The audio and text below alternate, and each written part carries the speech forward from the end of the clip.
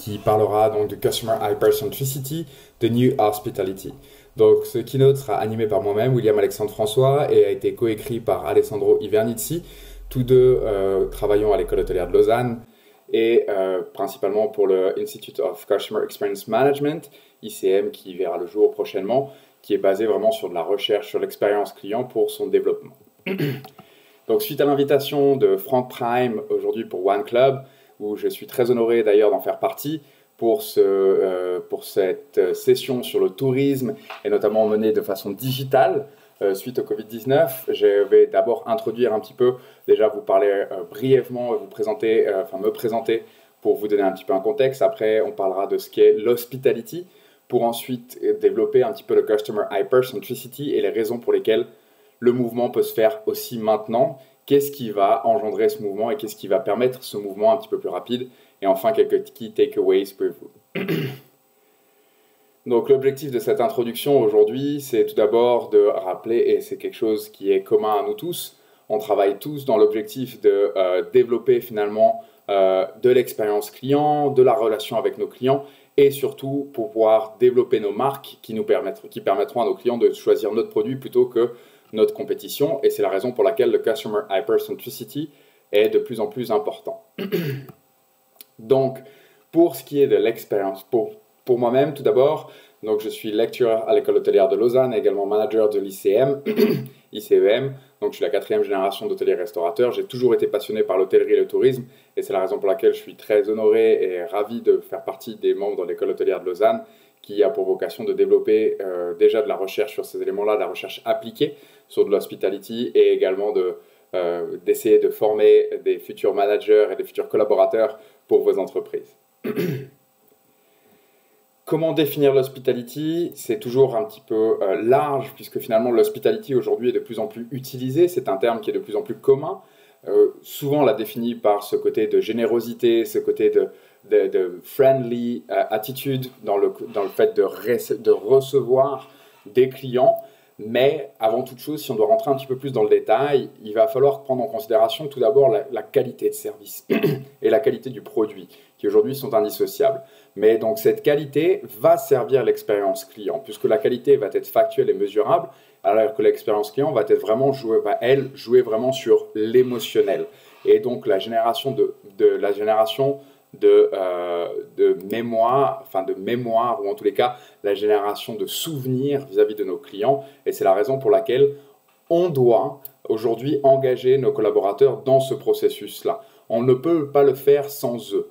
Et donc, en règle générale, on va d'abord commencer par la culture du service pour ensuite arriver aux collaborateurs. Finalement, peut-être qu'en inversant un tout petit peu ce processus et en parlant des collaborateurs d'abord, on va pouvoir générer une culture de service qui est naturelle finalement. Ce ne sera pas une culture forcée, mais ce sera une culture naturelle pour nos collaborateurs. Donc, qu'est-ce que le Customer Hypercentricity, puisque c'est finalement le corps de ce keynote et le cœur même de notre business? Qu'est-ce que le Customer Hypercentricity? La première des choses, c'est que malgré notre volonté, et c'est pas récent, ça fait quand même plusieurs années maintenant qu'on parle du wow effect, du beyond the expectations. Donc l'objectif est toujours finalement de créer un petit peu ce côté sensoriel, ce côté mémoriel vis-à-vis de nos clients, mais malgré tout, on reste d'abord focus sur notre produit, donc on est plutôt product centrics, et on a du mal à faire ce processus opposé, c'est-à-dire de partir du client pour aller jusqu'à notre produit. C'est vrai qu'aujourd'hui, on propose à nos clients le produit, mais on ne part pas forcément déjà de la considération. Même si on fait des études, des market surveys qui nous permettent d'avoir des tendances, malgré tout, on peut aller un petit peu plus loin dans ce côté de customisation, puisque finalement, c'est ce que les clients recherchent, la personnalisation, l'expérience, la customisation. Donc, effectivement, la qualité du produit est toujours tangible, et puis vous connaissez cette définition. Je pense que c'est simplement un rappel. On va parler de plusieurs éléments de définition de la qualité du produit, que ce soit sa performance, que ce soit sa fiabilité, que ce soit son esthétique, sa durabilité, et également ses performances finalement. Mais on a également la définition de la qualité de service avec ces éléments intangibles qui passent par l'empathie, avec effectivement le fait de vouloir assurer, d'avoir de l'assurance qualité qui doit avoir du répondant, donc de l'immédiateté finalement par rapport à la demande du client et potentiellement la faire certifier. Mais aujourd'hui, l'approche, et notamment cette approche d'hospitality, doit considérer un global. C'est la raison pour laquelle plus tard, on va parler du service-scape, prenant en considération qu'aujourd'hui, la qualité de service et la qualité de produit sont indissociables. C'est-à-dire que le produit va servir de support au service et le service va servir finalement le produit pour donner cette expérience et produire cette expérience vis-à-vis du client. Et c'est valable dans 90% des entreprises et de l'industrie actuelle, qu'on parle de l'hôtellerie, qu'on parle par exemple d'Apple, que je prends ici en exemple, qui s'est inspiré d'une chaîne hôtelière reconnue, et également aujourd'hui, si on prend l'exemple suisse, des compagnies horlogères qui travaillent de plus en plus sur ce facteur d'hospitality, puisque le produit doit être accompagné d'un service. Dans le principe, on a toujours tendance à considérer que le client est roi, ce qui n'est pas vrai dans le Customer Hypercentricity. On ne veut pas dire que le client est roi, puisque aujourd'hui vous êtes finalement, entre guillemets, les rois de vos business, vous les connaissez, c'est parfois des histoires familiales, c'est parfois des histoires passionnelles, et donc le client n'est pas forcément le roi. Aujourd'hui, vraiment dans le Customer Hypercentricity, on est vraiment dans un processus où on maîtrise notre business, mais par contre, le client est au cœur de nos préoccupations et le centre finalement de notre activité. Et c'est la raison pour laquelle on fait cette différenciation-là, puisque le Customer Centricity va jouer déjà sur votre leadership. Votre leadership doit être orienté sur ce client pour pouvoir mener vos équipes dans un processus de reconnaissance client. Puisque dans le Customer Centricity, l'objectif, c'est vraiment cette personnalisation, cette customisation de l'expérience client qui va passer par du design de l'expérience, donc que ce soit des standards ou du blueprint par exemple, qui vont nous aider à designer ce service pour faire en sorte de le communiquer à nos collaborateurs qui vont être en front client, puisque c'est eux qui vont délivrer cette expérience et qui vont faire en sorte que nos clients gardent un souvenir inoubliable de l'expérience qu'ils vont vivre dans vos établissements et finalement au quotidien, que ce soit dans leurs activités qui vont accompagner aussi leur voyage. Donc c'est vraiment un processus global. C'est la raison pour laquelle on va vraiment parler de ServiceScape. Et à notre échelle, on peut ensuite monitorer ou maîtriser cette finalement performance client qui a été délivrée avec pour objectif surtout de suivre cette expérience pour pouvoir toujours remettre en question et toujours trouver le moyen de customiser, de raffiner l'expérience client pour aller encore plus loin.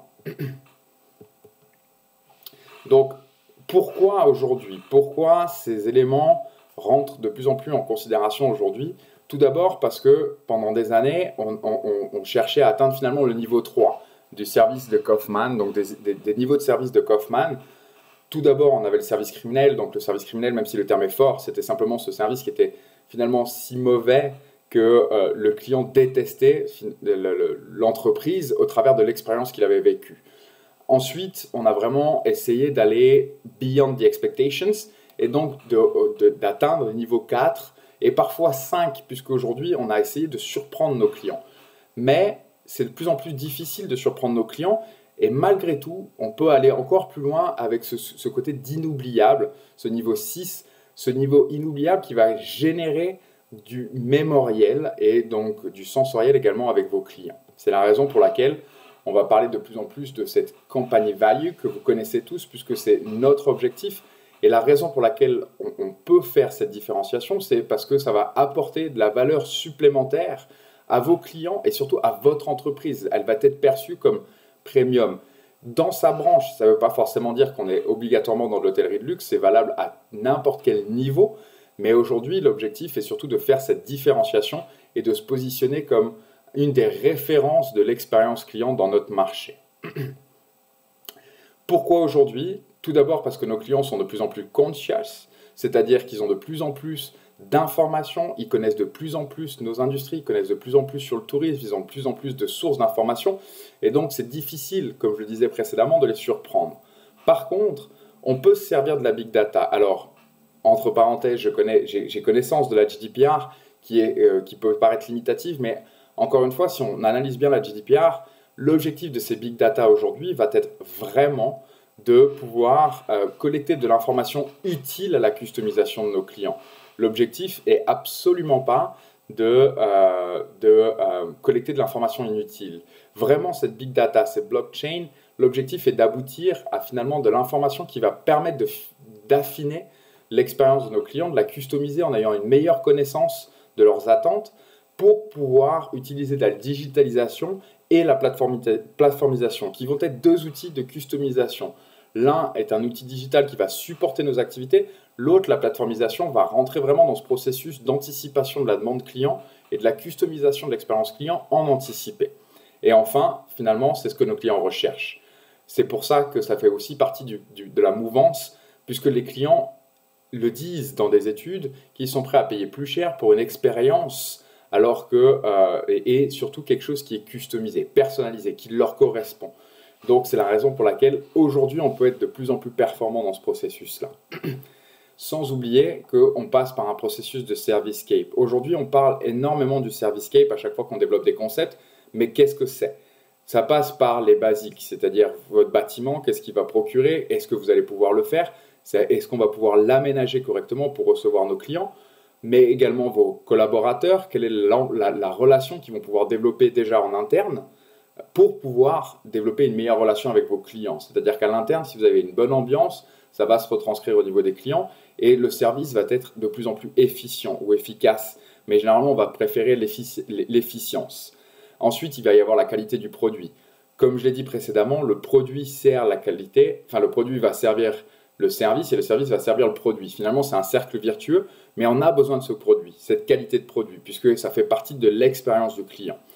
Et ensuite, des éléments qui sont peut-être parfois moins tangibles et parfois même oubliés, mais qui rentrent aujourd'hui dans ce processus-là, que ce soit l'ambiance musicale ou l'ambiance sonore en tous les cas. On n'est pas forcément obligé d'avoir une ambiance musicale, mais est-ce qu'elle est en adéquation avec votre produit? Est-ce qu'elle est en adéquation avec votre conceptualisation? Tout comme le décor, est-ce qu'il fait sens ou pas? Sachant qu'on n'est pas tous sensibles à la même chose. Tout comme les odeurs. Les odeurs, 70% des gens sont sensibles aux odeurs et vont retenir de façon inconsciente ces odeurs. Mais aujourd'hui, c'est pas. Alors, je sais que certains d'entre vous travaillent déjà sur la signature olfactive et à juste titre, puisque 70% des clients, comme je le disais, vont retenir cet élément-là et vont être sensibles à cet élément-là. Enfin, il va y avoir tout ce qui est les éléments de mise en lumière, de mise en ambiance qui vont procurer finalement une certaine sensibilité. Certaines personnes sont plus sensibles à certaines couleurs, chaudes ou froides. Et aujourd'hui, encore une fois, si on fait le lien avec la digitalisation, les outils qu'on a à disposition, le LED par exemple, est très facile à mettre en œuvre et permet de customiser même finalement par zone. Donc le client peut se sentir chez lui, se sentir bien du coup dans son expérience. Et enfin, la température qui peut jouer un impact sur le bien-être de nos clients. Donc, pourquoi faire ça? C'est ce qui va rentrer dans les key takeaways. C'est la raison pour laquelle on a envie de faire ça, puisque c'est de l'investissement. Et généralement, l'investissement, on a toujours tendance à vouloir savoir quel est le retour sur investissement. Donc, la première des choses, c'est le virtuous cycle. En partant de votre segmentation, vous allez pouvoir aller plus loin dans la value proposition que vous allez offrir à vos clients pour pouvoir acquérir plus de clients. Et cette acquisition, basée sur votre expérience client, va vous permettre finalement d'aller plus loin et donc d'engendrer plus de fidélisation clientèle. Et c'est cela qu'on cherche aujourd'hui dans l'hospitality. C'est-à-dire que malgré tous les programmes de fidélisation qu'on peut avoir, l'expérience client va être un des meilleurs moyens de fidéliser votre clientèle. Et quand vous avez des clients réguliers, forcément, vous êtes en capacité de faire un meilleur upsell et donc de générer plus de profit, ce qui est aujourd'hui aussi un des moteurs de nos entreprises. Donc, dans cette nouvelle vision, finalement, j'intègre parfaitement la digitalisation comme un outil de collection de data, mais encore une fois, de data utile pour la customisation de l'expérience de vos clients qui vont devenir de plus en plus réguliers. Donc, avec cette reconnaissance, on va pouvoir mieux former nos staffs et surtout, si aujourd'hui on prend en considération la digitalisation comme support de nos équipes, notre personnel va être d'autant plus concentré sur l'expérience même du client. C'est-à-dire que tout ce qui était répétitif ou time consuming, qui peut être assuré par des outils digitaux aujourd'hui, vont pouvoir finalement libérer plus de temps pour vos collaborateurs à disposition de vos clients. C'est la raison pour laquelle on va finalement rentrer dans ce processus de redéfinition de job to be done qui va permettre de mieux responsabiliser nos collaborateurs, de mieux utiliser leurs compétences, leurs connaissances à des fins de reconnaissance client et donc par définition de générer plus de profit et du brand awareness qui est aussi ce que nous recherchons. Enfin, juste pour démontrer un petit peu ce processus, je me suis basé sur une étude que nous avons faite à l'école hôtelière. C'est simplement un exemple. Alors là, je me suis basé sur de la restauration puisque aujourd'hui, la restauration est probablement l'exemple d'une industrie qui est toujours en mouvance puisqu'il y a toujours des nouvelles tendances. On a de plus en plus de médiatisation. Les clients sont toujours en recherche d'exceptions, de nouveautés. Mais surtout, on est parfois aussi un peu en retard. Si aujourd'hui on prend un petit peu le processus global des entreprises, beaucoup d'entre nous sont déjà dans du revenu management et au niveau de la restauration, on est peut-être parfois un petit peu en retard. Typiquement, on s'est basé sur l'exemple de EasyJet qui aujourd'hui propose finalement ce côté d'option. Si vous avez envie d'avoir une meilleure place dans l'avion, vous pouvez payer pour cette option. Ce n'est pas obligatoire, vous avez juste le choix de payer pour cette option et donc par conséquent, c'est ce qu'on a voulu faire avec les tables. Il y a toujours un facteur de frustration de nos clients qui disent « mais pourquoi moi, je n'ai pas eu cette table-là et pourquoi l'autre l'a eu ?» C'est un petit peu ce phénomène de jalousie. Donc aujourd'hui, on est parti de ce concept-là et on l'a soumis à nos futurs clients puisque c'est la génération millennials qui est représentée à l'école hôtelière de Lausanne parmi nos élèves. Et donc, on a fait ce processus-là avec nos élèves, on a mené cette étude et la surprise est venue du fait qu'aujourd'hui, les clients ou nos futurs clients sont prêts à payer. Finalement, il n'y a que 20% d'entre eux qui ne sont pas prêts à payer pour garantir une table. Mais par contre, le reste est prêt à payer. Et donc, en moyenne, si on prend la plus grande partie, finalement, ils sont prêts à payer 10 francs par personne. Alors, on s'est basé sur des tarifs suisses, naturellement. Donc, c'est adaptable et c'est adapté en fonction des régions. Mais malgré tout, on s'est aperçu qu'aujourd'hui, quelque chose qui, il y a 10 ans, était inconcevable, puisqu'on avait fait une étude il y a 10 ans qui parlait du revenu management dans la restauration, où c'était perçu comme injuste de la part des clients.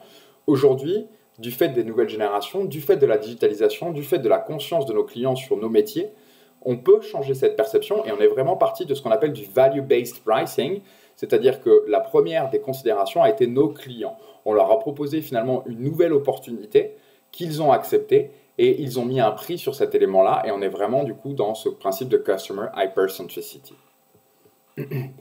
Pour terminer, effectivement, Léonard de Vinci a précisé que les détails faisaient la perfection, mais que la perfection n'était pas un détail. Donc j'espère que cet élément sur le Customer Hypercentricity a été intéressant et aussi une découverte pour vous. Je remercie également donc Frank Prime pour son invitation et j'espère avoir le plaisir d'avoir de vos nouvelles. Si jamais vous êtes intéressé, vous pouvez nous contacter, soit moi-même, soit Alessandro Ivernizzi. Nous travaillons tous deux à l'école hôtelière de Lausanne et voici nos contacts. Je vous souhaite une agréable journée et j'espère à bientôt.